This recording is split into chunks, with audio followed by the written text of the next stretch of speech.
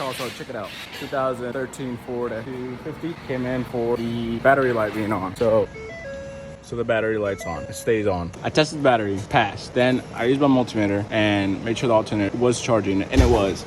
After that, I checked for voltage over here, made sure I had no voltage drop, and it was good. After that, I scanned it, found out there was 2 codes, and went through the procedure on one of the codes that was less work, and started doing some testing. And so I got to the point where it tells me to replace the PCM. But I was like, ain't no way, man. So I started looking, and I had already done a visual inspection, but I'm like, come on, there's gotta be something else. I'm looking. Hey, what's that? That looks awfully close. All right, so then I pull it apart, and lo and behold, it's hard to tell, but there's a wire that's chafed, and I believe that's going to the alternator. So I'm gonna fix that and make sure that is what I think it is, and we're gonna go from there. Check this out. Might be a little hard to see. That bright flashlight. Look, can y'all see this red? Completely broken in half. All right, I think we found the problem, guys. Let's fix this and clear the code, see what happens.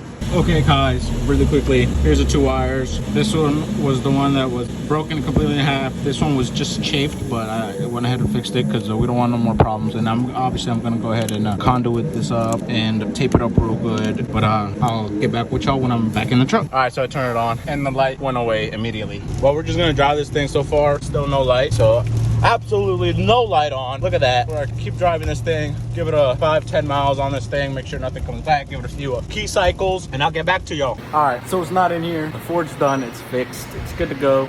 Yeah, it was just that wiring problem.